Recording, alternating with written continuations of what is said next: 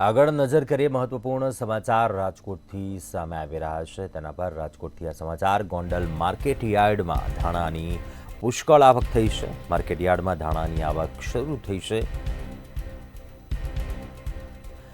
એક જ દિવસમાં 2 લાખ ગુણી કરતાં વધારે ધાણાની આવક થવા પામી છે। આવક શરૂ થાય તે પહેલાં જ વાહનોની લાંબી કતારો જોવા મળી હતી। 3000થી વધુ વાહનોની 8 થી 9 કિલોમીટરની લાંબી કતારો જોવા મળી હતી। અગ્રિમ ગણાતું ગોંડલ માર્કેટયાર્ડમાં કાલ રાતે ધાણાની આવક કરવામાં આવેલી હતી, જેમાં આશરે 3000થી વધારે વાહન આવતા આશરે 2 લાખ ઉપર ધાણાની આવક થવા પામી હતી। અને જે ધાણા ગીર સોમનાથ, જુનાગઢ, પોરબંદર, કુતિયાણાથી ખેડૂતો લઈને આવેલા અને ખેડૂતોને સારા ભાવ મળી રહેલ છે। જ્યાં સુધી બીજી જાહેરાત ન થાય ત્યાં સુધી ધાણા લઈ આવવું નહીં, એવું ગોંડલ માર્કેટયાર્ડની યાદી જણાવે છે।